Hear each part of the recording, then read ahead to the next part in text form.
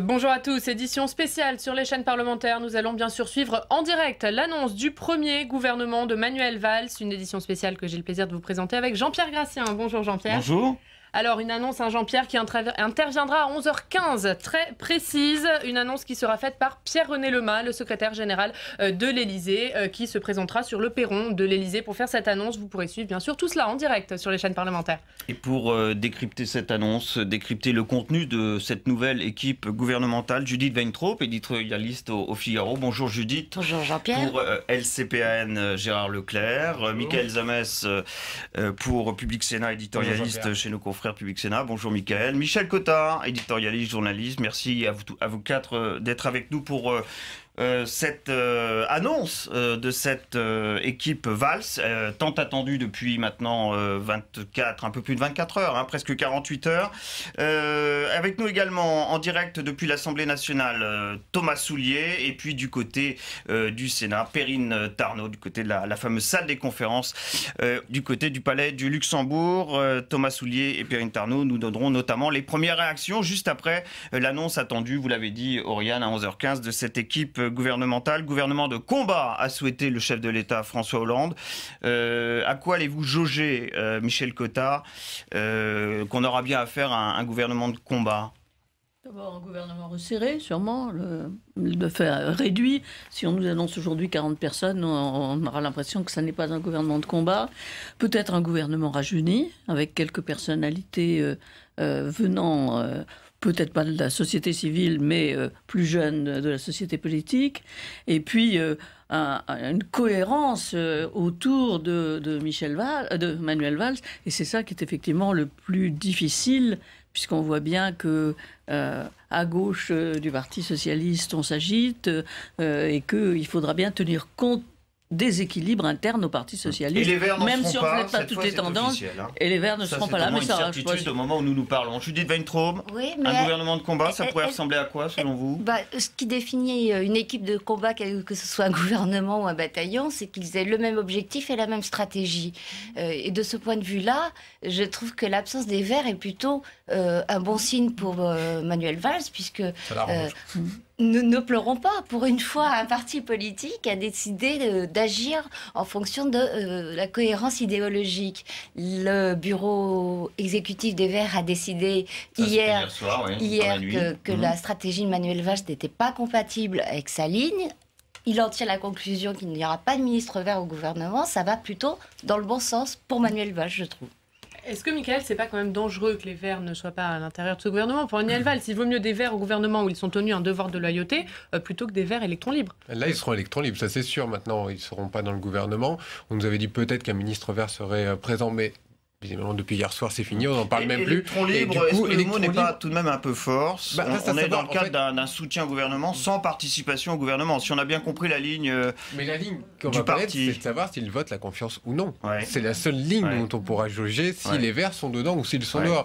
Jean-Vincent Placet disait ce matin sur une télé, il n'est pas sûr qu'on vote la confiance. À partir de là, est-ce qu'ils seront loyaux vis-à-vis de Manuel Valls? C'est pas tout le problème. Et je pense que là, aujourd'hui, les Verts sont coupé en deux. Il y a la base qui est pour la sortie du gouvernement et contre ce gouvernement. Et puis il y a les parlementaires. Les parlementaires, eux, ils étaient pour. Et donc du coup, on sent que les Verts sont divisés. Et c'est donc divisé pour mieux régner. C'est là aussi que Valls a réussi quelque chose de très important. Et pour ce qui est de la confiance au gouvernement, on sera fixé assez vite, puisque c'est mardi prochain, on l'a appris ce matin de la bouche même de Claude Barthelone, le président de l'Assemblée nationale, que le nouveau Premier ministre prononcera son discours de politique générale au Palais Bourbon. Gérard Leclerc. Ce sera le moment de vérité, parce que c'est sur le vote de confiance que l'on définit quelle est la majorité et quelle est l'opposition.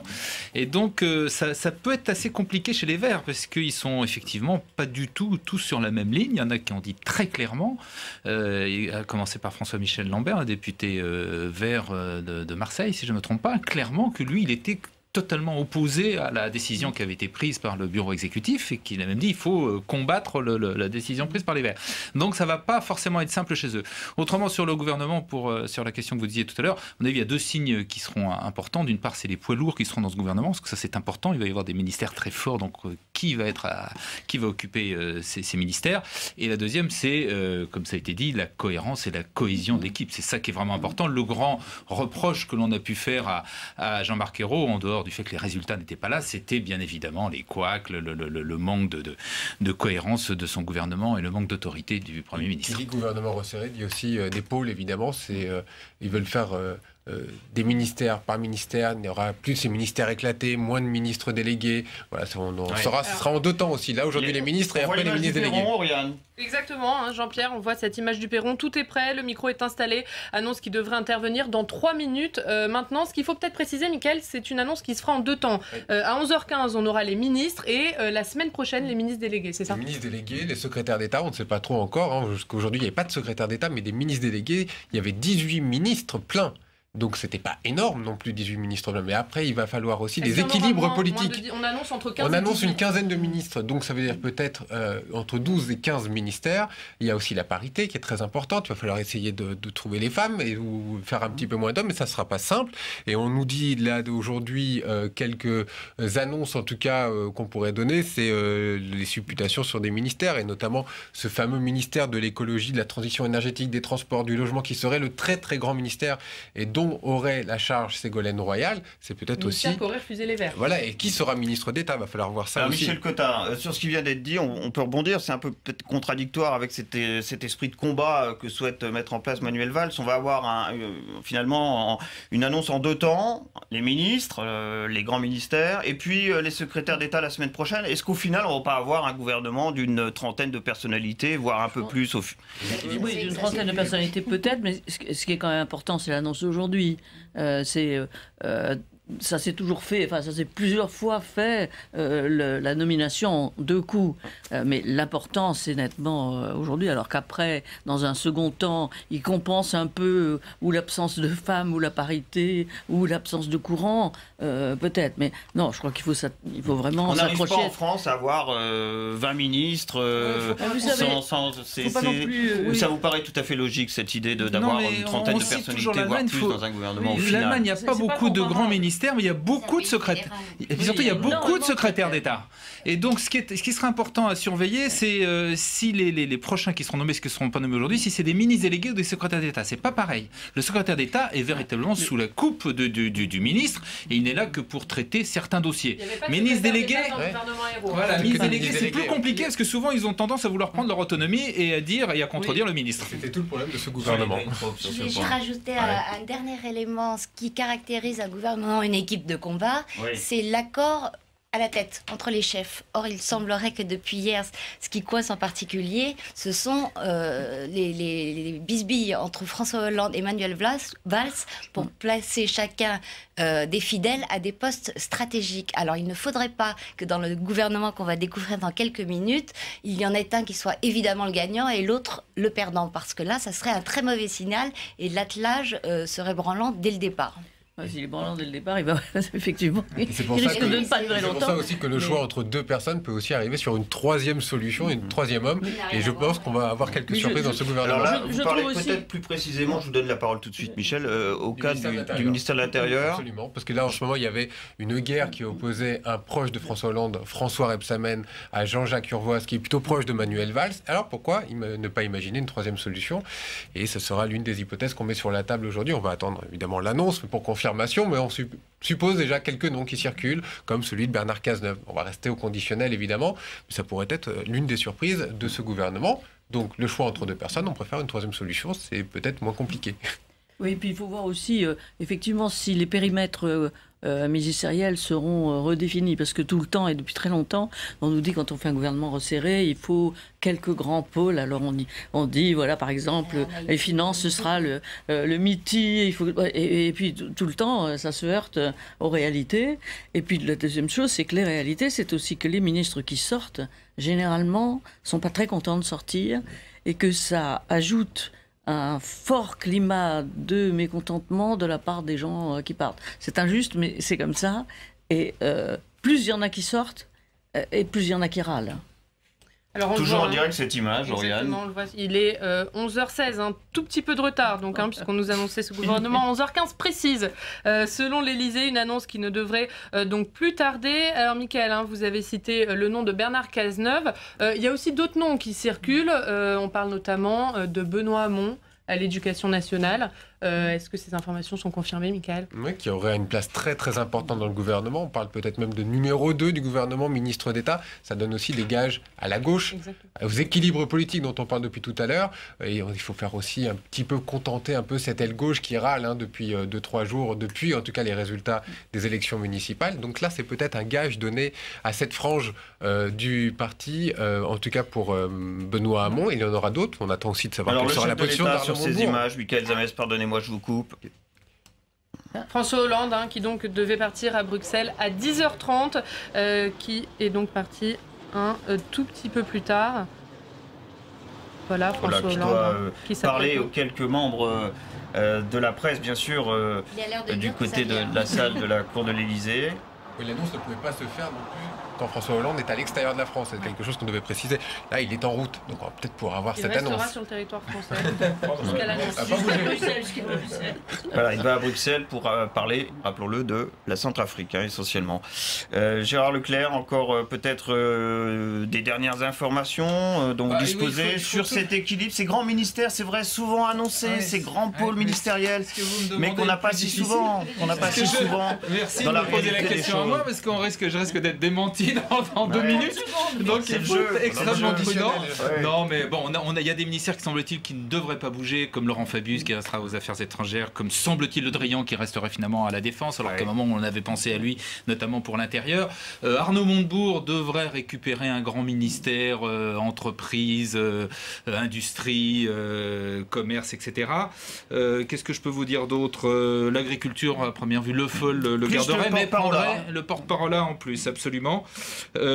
Écoutez, le reste, c'est plus incertain. Sur cette idée de grand pôle ministériel évoquée par Michel Cotta à l'instant, vous pensez que c'est possible? On va réellement assister à la constitution de pôles réellement ministériels, notamment à Bercy.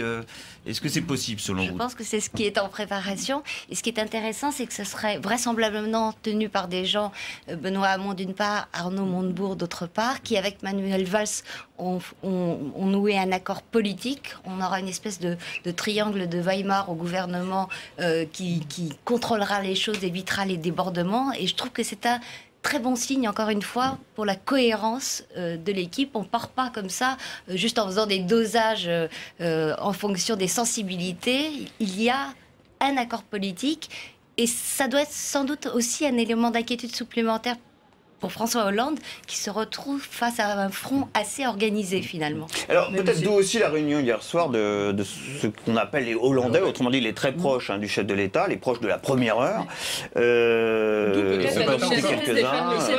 François Rebsamen, Bruno Le Roux, qui sont l'un président du groupe au Sénat, l'autre à l'Assemblée. Ils s'étaient déjà beaucoup réunis lors de la formation du premier gouvernement en disant...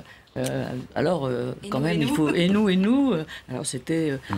vous savez que jusqu'au dernier moment, on avait le gouvernement exclué Stéphane Le Foll, qui avait été réintégré justement parce que c'était un Hollandais. Bon, les mêmes choses se produisent tout le temps. Vous vous rappelez de Patrick Devedjian disant à propos des sarkozystes, il faudrait poursuivre l'ouverture jusqu'aux sarkozystes, c'est ce qu'il disait. Donc, effectivement, les amis du président, ou là, en l'occurrence du président, sont jamais les mieux servis. Et effectivement, ils trouvent ça assez... Et ça, c'est une règle qui pourrait se vérifier d'ici quelques minutes, selon vous. C'est une règle qui peut se vérifier, mais sans pourtant, je pense qu'on puisse en tirer la conclusion que Manuel Valls et François Hollande sont déjà en désaccord. On va voir effectivement pour Rebsamen... Ils sont dans le rapport de force, en tout cas. Ils sont dans le rapport de force, mais... Ce qui n'était pas le cas avec Jean-Marc Ayrault. C'est la corde qui soutient le pendu.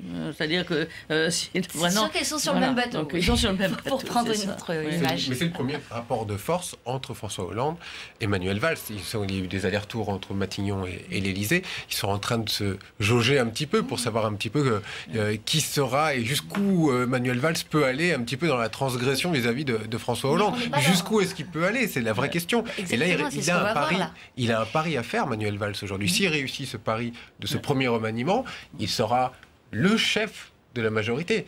C'est très important aussi pour Manuel Valls de réussir ce pari du remaniement. Oui, mais tout ça, enfin, c'était juste pour souligner qu'on n'était pas dans la configuration Hollande-héros, c'est-à-dire un Premier ministre ultra fidèle, parce que le fait qu'il n'y ait pas de Hollandais ou Hollandistes au gouvernement, c'était un souhait d'Hollande lui-même. C'était pas héros qui les avait écartés. Hein. C'est aussi un peu une règle de la Ve République. Oui. Le premier Premier ministre est celui vraiment du cœur, celui que choisit le fidèle, que choisit le président. Le deuxième, souvent, il fait en fonction de la situation politique. Et là, c'est effectivement ce qui se passe. Gérard Pierre-René Lemain, le secrétaire général de l'Élysée, vient tout juste de faire son arrivée sur le perron. On y va. Sur proposition du Premier ministre, le président de la République a nommé Monsieur Laurent Fabius, ministre des Affaires étrangères et du Développement international, Madame Ségolène Royal, ministre de l'Écologie, du Développement durable et de l'Énergie, Monsieur Benoît Hamon, ministre de l'Éducation nationale, de l'Enseignement supérieur et de la Recherche, Madame Christiane Taubira, garde des Sceaux, ministre de la Justice, Monsieur Michel Sapin, ministre des Finances et des Comptes publics, Monsieur Arnaud Montebourg, ministre de l'Économie, du Redressement productif et du Numérique, Madame Marisol Touraine, ministre des Affaires sociales, Monsieur François Rebsamen, ministre du Travail, de l'Emploi et du Dialogue social, Monsieur Jean-Yves Le Drian, ministre de la Défense, Monsieur Bernard Cazeneuve, ministre de l'Intérieur, Madame Najat Vallaud-Belkacem, ministre des Droits des femmes, de la Ville, de la Jeunesse et des Sports, Madame Marie-Lise Lebranchu, ministre de la Décentralisation, de la Réforme de l'État et de la Fonction publique, Madame Aurélie Filippetti, ministre de la Culture et de la Communication, Monsieur Stéphane Le Foll, ministre de l'Agriculture, de l'Agroalimentaire et de la Forêt, porte-parole du gouvernement, Madame Sylvia Pinel, ministre du Logement et de l'Égalité des territoires, Madame Georges Pau-Langevin, ministre des Outre-mer. Le prochain Conseil des ministres se tiendra vendredi 4 avril à 10 h. Je vous remercie. 16. Voilà, Pierre-René Lemain, le secrétaire général de l'Élysée, qui vient donc d'annoncer le premier gouvernement Valls, un gouvernement qui compte 16 ministres et, si j'ai bien compté, 5 ministres qui gardent strictement leur poste, 2 ministres qui gardent leur poste avec un poste un tout petit peu élargi, Laurent Fabius et Stéphane Le Foll. Judith Ventrop. Oui, pas de ministre d'État. Comme vous le disiez, un nombre important de ministres qui ne bougent pas. Est-ce que c'est le résultat de l'impossibilité de trancher entre plusieurs choix ou de trancher entre François Hollande et Manuel Valls? Ce n'est pas exclu. On note que ce que disait Michael à l'instant se vérifie, c'est-à-dire qu'à l'intérieur, faute d'avoir tranché entre Urvoas et c'est le troisième homme. Et Rebsamen, c'est un troisième homme. Mais sauf que François Rebsamen a un ministère et pas Jean-Jacques Urvoas. Donc les Hollandais ont été servis quelque part. Se sont bien défendus. Quand même, dans les étonnements, il y a peut-être le fait que Christiane Taubira, que tout le monde disait partante, qui est en situation délicate, et y compris sur le plan... C'est donc elle qui va défendre la fameuse réforme pénale dont on va beaucoup parler dans les jours qui viennent. Christiane Taubira, toujours garde des Sceaux de ce gouvernement Valls. Oui. Gérard Leclerc, première réaction sur ce gouvernement. Réaction en tout cas, constat, la parité est parfaite, 8 et 8. Il y a quand même pas mal de ministres qui restent en place. Il y a peut-être moins de changements que ce qu'on pouvait penser. Il y a pas mal de stabilité. Effectivement, vous l'avez dit, les Hollandais sont bien servis. Et voilà, effectivement, des ministères il n'y a pas non plus de la grande surprise. Il n'y a pas le ministre qu'on n'attendait pas. Peut-être Sylvia Pinel, Gérard. On attendait plus Jean-Michel Baillet, qui a été mis en examen hier. Qui a été mis en examen hier. Est-ce que c'est ça qui lui a coûté sa place au gouvernement? Ce qui est important quand même aussi, c'est la présence de Benoît Hamon en ministre numéro 3. Il n'a pas de ministère d'État, mais il est cité en numéro 3. Et celle de Arnaud Montebourg. C'est-à-dire, ensemble, on voit bien que l'aile gauche du Parti socialiste doit se rassurer à la nomination de ces deux personnes-là. Sortie de Pierre Moscovici, quand même, qui est signalé. Quant au maintien de Christiane Taubira, moi, ça ne me surprend pas, dans la mesure où, justement, elle était très attaquée, mais elle est très, très symbolique. Très symbolique de la gauche. Et la sacrifier à l'occasion de ce gouvernement aurait sûrement entraîné, de la part du groupe socialiste et des socialistes, une protestation. Une première réaction, pardonnez-moi Michel, je vous coupe mes priorités au direct. On va aller voir Perrine Tarnaud qui est en salle des conférences. Perrine, vous êtes en compagnie de l'ancien Premier ministre Jean-Pierre Raffarin. À noter, Perrine, qu'on attendait plusieurs sénateurs dont les noms circulaient. Finalement, seul François Rebsamen a tiré son épingle du jeu. Exactement, seul sénateur qui rentre dans ce gouvernement, c'est François Rebsamen. Jean-Pierre Raffarin, bonjour, merci d'être avec nous en direct. Votre première réaction à l'annonce de ce nouveau gouvernement? Eh bien écoutez, c'est un gouvernement qui est au fond aujourd'hui assez immobile, il n'y a que 2 entrées. L'information de ce gouvernement, c'est d'une part la nomination de M. Valls et d'autre part le départ des écologistes. Là, il n'y a vraiment pas de changement. On fait un peu de chaise musicale et au fond, c'est un gouvernement, je dirais, qui est très dans la continuité, ce qui n'est pas un bon signe pour l'action gouvernementale. Avec une entrée quand même remarquée, c'est celle de Ségolène Royal, numéro 2 de ce gouvernement. Vous la connaissez bien, vous, Ségolène Royal? Absolument, et je forme des vœux de succès pour l'ancienne présidente de Poitou-Charentes et aussi des vœux pour le sénateur François Rebsamen. On aurait préféré qu'il soit en charge de la décentralisation, sujet sur lequel il avait quelques idées que le Sénat lui avait inspirées, donc on verra ce qu'il fait au travail. Mais ce qui est assez décevant dans ce gouvernement, c'est qu'on retrouve à des fonctions clés des gens qui ont échoué et donc qui ne sont pas en situation d'apporter le renouveau nécessaire. Je pense que vraiment, il faut que le gouvernement comprenne que le message des Français ne sera pas aujourd'hui masqué, escamoté par une opération de cosmétique politique. Il faut vraiment une action en profondeur sur l'emploi. Juste quand même sur 2 ministères clés que sont le travail avec François Rebsamen et sur les finances avec maintenant Michel Sapin. Là, les ministres changent pour un nouvel élan peut-être dans ces domaines? Écoutez, Michel Sapin n'a pas été très convaincant au ministère du Travail quand on voit les chiffres du chômage. Alors penser que c'est lui qui va gérer les finances du pays, c'est pas forcément quelque chose qui est l'expression d'un changement. François Rebsamen, on verra. En tout cas, c'est quelqu'un de pragmatique qui a un enracinement et c'est déjà une bonne chose. Donc la qualité des personnes n'est pas en question.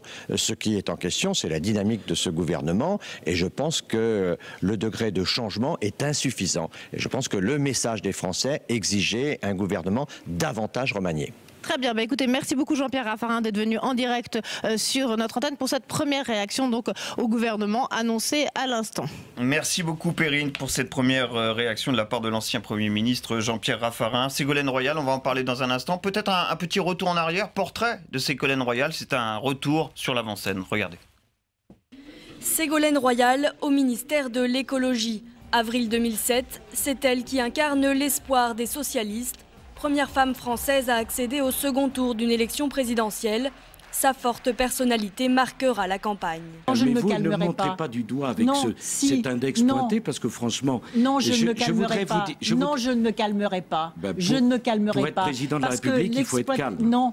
Pas quand il y a des injustices. Il y a des colères qui sont parfaitement saines, parce qu'elles correspondent à la souffrance des gens. Et il y a des colères que j'aurai, même quand je serai présidente de la République. Elle perd l'élection avec 47% des voix. C'est le début d'une série noire. 2008, elle est battue de peu par Martine Aubry pour le poste de première secrétaire du PS. Elle repart à l'attaque pour la présidentielle de 2012, mais échoue dès le premier tour des primaires avec 7% des suffrages. Parce que c'est beaucoup de choses données et beaucoup de déceptions pour tous ceux qui m'ont soutenu. On la soutiendra toujours. Merci Ségolène. L'échec le plus cruel, c'est peut-être sa défaite aux élections législatives en juin 2012. J'ai mené une campagne difficile. Elle, à qui l'on promettait la présidence de l'Assemblée, est sèchement battue par un dissident socialiste, Olivier Falorni, soutenu par le fameux tweet de Valérie Trierweiler. Ségolène Royal se replie alors dans son fief du Poitou-Charentes qu'elle préside depuis 2004. Son lot de consolation, des proches bien servis au gouvernement, Najat Vallaud-Belkacem, Dominique Bertinotti et Guillaume Garot. 8 mois plus tard, elle aura la présidence de la Banque publique d'investissement. Avec son nouveau ministère, Ségolène Royal renoue avec ses ambitions nationales. 3 fois ministre de l'Environnement, de l'Enseignement scolaire puis de la Famille. Aujourd'hui, l'ancienne compagne de François Hollande devra mener le grand projet de la transition énergétique.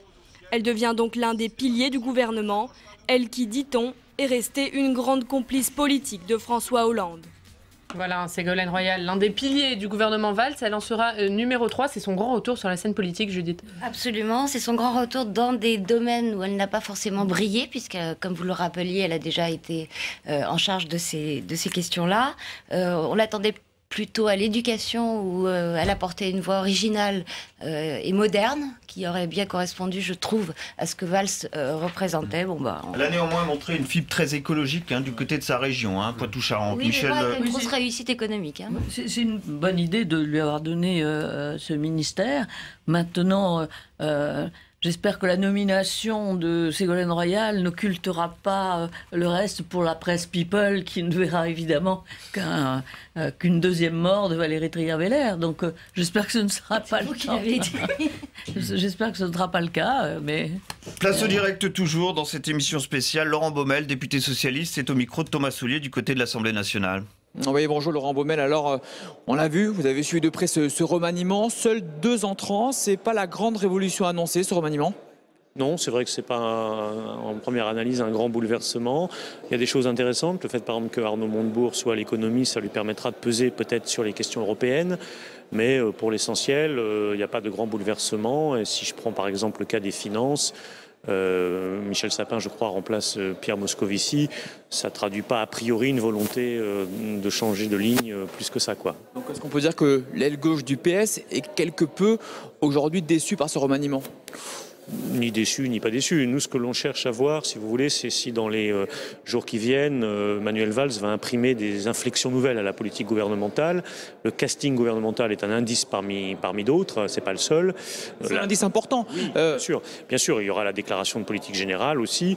Bon, je dirais que la première annonce qui vient d'être faite du gouvernement ne semble pas indiquer une volonté claire, en tout cas, d'aller vers une inflexion importante de la politique. On ne peut pas en dire plus pour le moment. Une dernière question, Benoît Hamon, numéro 3, Arnaud Montebourg, qui, vous l'avez dit, est promu aujourd'hui. Ça, ce n'est pas un signal pour l'aile gauche du PS ? Peut-être, mais en même temps, Benoît Hamon est sur l'éducation, qui est un sujet bien sûr important, mais on sait aussi que par rapport aux élections que nous venons de vivre, il y a des réponses à apporter sur la question du pouvoir d'achat. Il y a à revoir aussi le pacte de responsabilité, qui est beaucoup trop généreux, qui ne créera pas forcément les emplois qu'on attend et qui va dilapider beaucoup de ressources publiques, alors que nous aurions besoin de garder des marges de manœuvre pour réduire les inégalités et rendre du pouvoir d'achat aux foyers modestes. Et donc, voilà... sur ces sujets-là, on ne voit pas pour le moment dans le dispositif gouvernemental ce qui nous permet de dire qu'il va y avoir une inflexion très importante. Alors, il y aura un vote de confiance ici même à l'Assemblée. Est-ce que vous avez pris vos décisions, vous en tant que député, sur ce vote de confiance ? Non, nous on a dit que la confiance n'est pas mécanique, elle n'est pas acquise, elle nécessite une discussion autour d'un contrat majoritaire entre le gouvernement et sa majorité. Moi je reste pour le moment sur cette approche-là des choses. On attend les actes. Merci beaucoup d'avoir été mon invité ici. Salle des 4 colonnes à l'Assemblée. plus tard peut-être, Thomas Soulier. Merci pour cette réaction, Gérard Leclerc. Laurent Baumel, assez critique, néanmoins. Michaud, on comprend parce qu'il est lucide. Effectivement, il peut se féliciter de son point de vue, qui est Benoît Hamon ou qui est Arnaud Montebourg, qui est des ministères importants. Mais en revanche, il y a d'autres ministères où clairement, ce sont des proches de François Hollande qui sont dans la ligne du pacte de responsabilité, et notamment Michel Sapin aux finances. D'ailleurs, ça risque que Michel Sapin est aux finances et Arnaud Montebourg à l'économie. C'est pas forcément évident que ça se passe bien. Ils sont pas tous les deux exactement sur la même ligne. Ça prouve peut-être encore une fois qu'il va falloir négocier, et que Manuel Valls d'un côté, François Hollande de l'autre, on le voit bien avec Michel Sapin aux finances. François Hollande a été prudent. Il a gardé des Hollandais au poste clé de ce gouvernement pour pas laisser des clés à Manuel Valls. Je pense qu'on a l'exemple exactement là, très très clair, de ce qu'est François Hollande et de fait de trancher ou pas. C'est-à-dire que je garde quand même une pierre avec Michel Sapin, et puis je mets Arnaud Montebourg pour donner des gages à la gauche de la gauche. On est sur deux pieds. Oui. Michel Sapin, dont on rappelle qu'il a déjà été ministre des Finances, c'était au début des années 90. Enfin, tout était quand même dans la lettre, de cachet, si je ne veux pas cacher, la lettre de François Hollande, qui disait, qui a dit la continuité.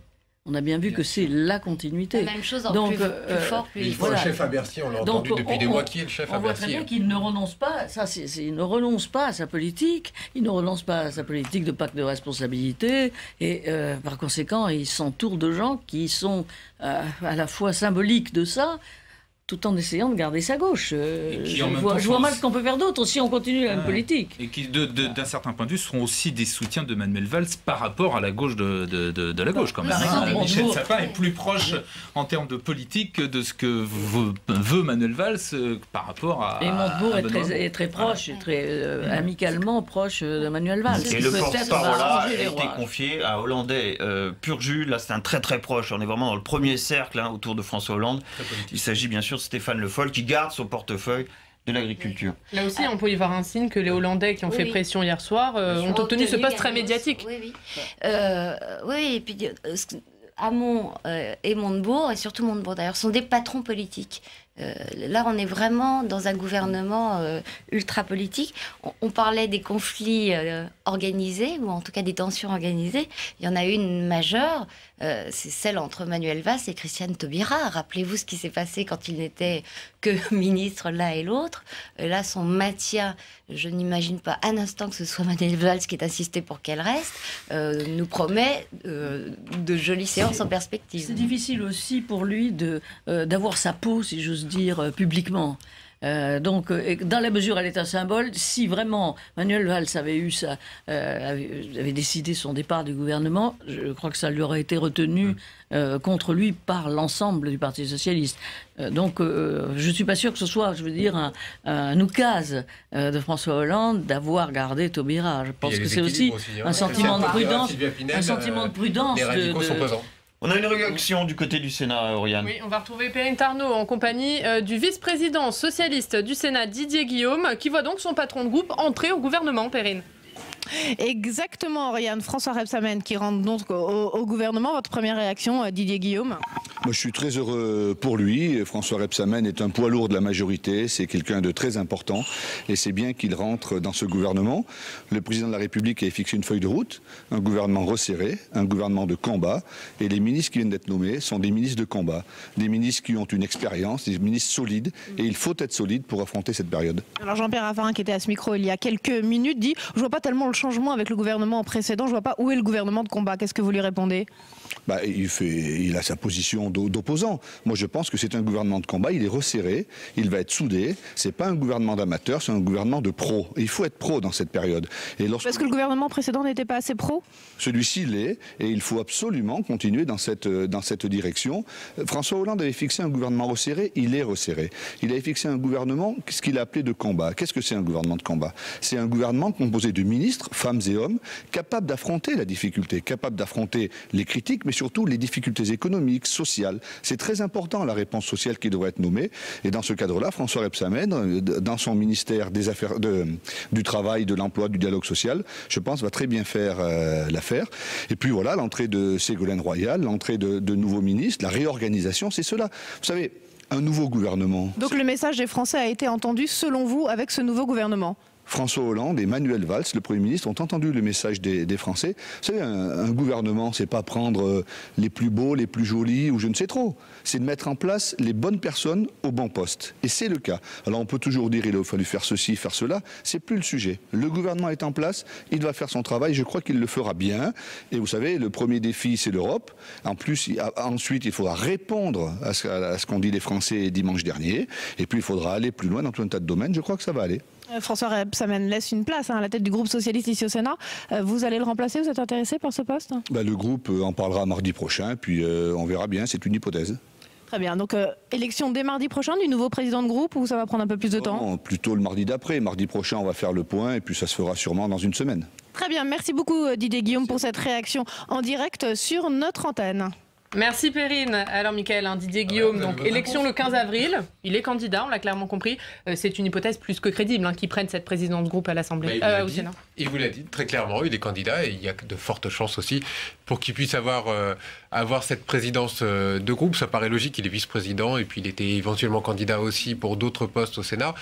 Donc oui, je pense que Didier Guillaume sera en tout cas dans la shortlist pour devenir président du groupe socialiste au Sénat. Marie-Lise Lebranchu, est-ce que c'est un cas qui vous inspire commentaire? Elle reste dans ce grand ministère de la décentralisation, de la réforme de l'État, et elle aura amené la réforme de la décentralisation. C'est un peu une surprise parce que, disons que son bilan est pas extraordinaire.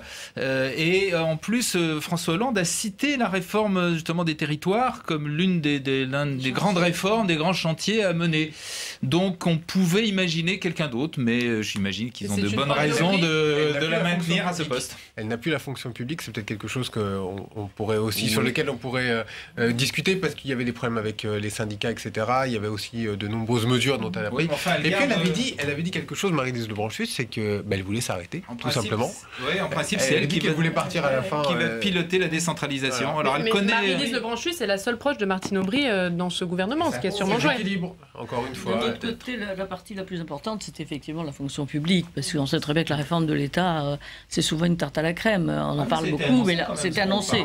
C'est annoncé. En fait, ça a toujours été, la réforme de l'État a toujours été annoncée sans aller très loin. Donc peut-être qu'on a quand même réduit son ministère de manière efficace, en tout cas pour la fonction publique et pour les syndicats de la fonction publique. Peut-être un petit mot sur Jean-Yves Le Drian. Jean-Yves Le Drian qu'on a annoncé Premier ministre au ministère de l'Intérieur, qui finalement garde, lui, son poste, fait partie des 5 ministres qui gardent son poste à la Défense. Lui, c'était son souhait, je crois. Enfin, en tout cas, il l'a dit à François Hollande et à nous, au cas où on n'aurait pas bien entendu. Mais d'ailleurs, c'est assez rare, un cas de... On vient de citer Marie-Lise Lebranchu qui aurait voulu partir. C'est assez rare aussi qu'un ministre ne souhaite pas grimper, prendre davantage de responsabilités, le disent et obtiennent finalement satisfaction. C'est aussi un confort pour François Hollande. Des opérations qui sont engagées quand même au Mali et en Centrafrique. Et donc, c'est pas absurde que les trois qui ont géré, c'est-à-dire François Hollande, Laurent Fabius et Le Drian restent en place, continuent à suivre le dossier. Il y a peu de chances que François Hollande bouge alors. Dernière réaction du côté du Sénat. Voilà, on va faire un petit tour rapide. Salle des conférences où Perrine Tarnaud est en compagnie de Ronan Dantec, un sénateur écologiste, alors que je vous le rappelle, les Verts ont refusé de faire partie du gouvernement Valls. Très court, s'il vous plaît, Perrine. Les Verts ont refusé effectivement Ronan Dantec. Bon, il y a eu des tiraillements à la base. Qu'est-ce que vous pensez de ce gouvernement? Est-ce que vous regrettez que votre parti n'en fasse pas, ne soit pas dedans? Je crois que le parti a pris une position collective. On a beaucoup discuté hier, à la fois sur la proposition de Manuel Valls, mais aussi sur ce qui remontait du terrain. C'est-à-dire que très très majoritairement, les militants écologistes étaient contre l'entrée au gouvernement dans cette situation. Donc il n'y a pas de regret. Je crois qu'on a pris le temps de définir une position collective.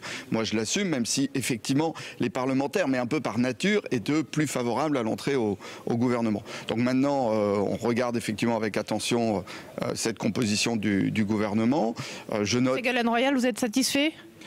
Écoutez, je crois que la position politique qu'on a prise, c'est un peu la position Saint-Thomas, c'est-à-dire que la confiance avec Manuel Valls n'était pas établie, on va juger sur acte. Il y a à la fois effectivement Ségolène Royal qui, dans sa région, a porté un certain nombre de choses, notamment sur le développement du photovoltaïque, et puis il va y avoir l'interministériel. Comment entre Montebourg et Royal, Valls va trancher, notamment sur l'accélération ou pas de la réduction de la part du nucléaire. C'est là-dessus que ça va se jouer. Moi, je crois que ce qu'on doit rappeler surtout, c'est qu'il y aura d'autres gouvernements gouvernement de François Hollande avant la fin du quinquennat, qui ne gagnera pas la présidentielle sans une dynamique avec les écologistes. Donc ce gouvernement, c'est un peu le gouvernement test où Manuel Valls et François Hollande doivent donner des gages aux écologistes. Très bien, merci beaucoup Ronan Dantec, on a entendu votre message. Merci beaucoup. Thomas Soulier est avec Christian Paul, nous approchons de la fin de cette émission. Très court cette réaction s'il vous plaît Thomas. Oui, il a suivi de très près ce remaniement de son bureau, j'imagine. Un petit mot très rapide, d'être satisfait de ce remaniement et des noms et des postes choisis aujourd'hui? Oui, ce sont des ministres expérimentés, à l'évidence, mais ils vont avoir aussi besoin d'idées nouvelles, d'imagination et de beaucoup d'énergie pour faire face à la situation politique qui est celle du pays aujourd'hui, après ces élections municipales qui ont été une défaite politique pour la gauche, où il faut véritablement de nouvelles orientations. On est dans une nouvelle étape.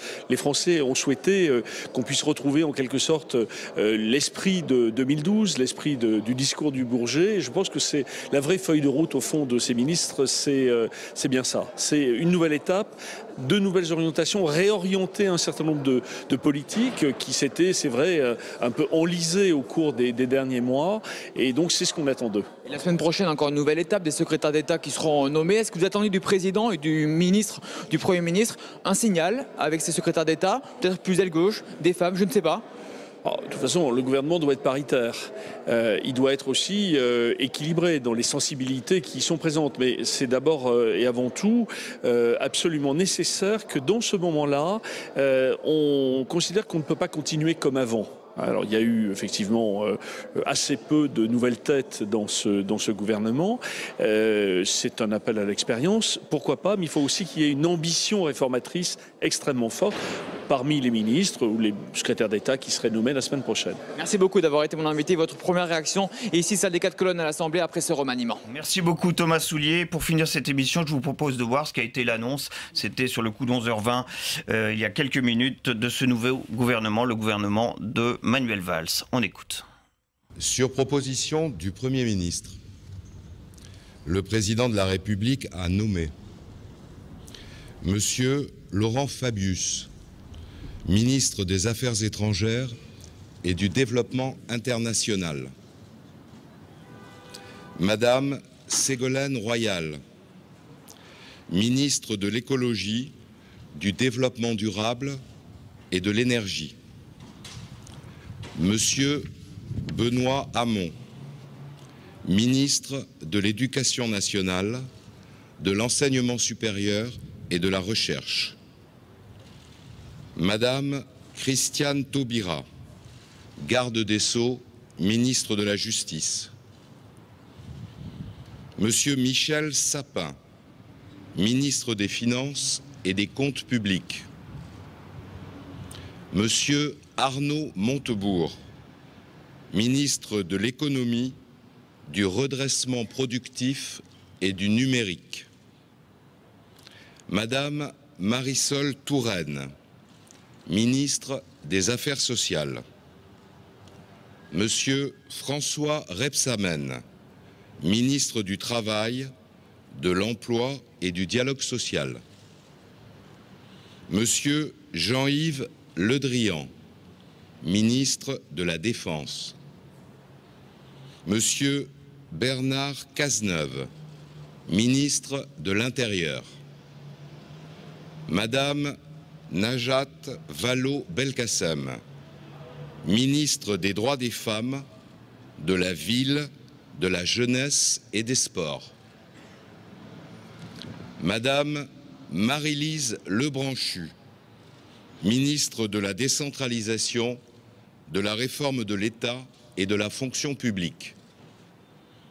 Madame Aurélie Filippetti, ministre de la Culture et de la Communication.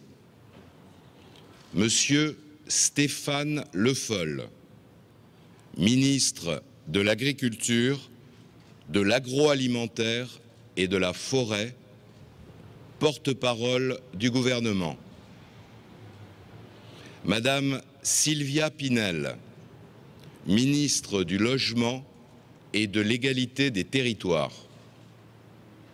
Madame Georges Pau-Langevin, ministre des Outre-mer.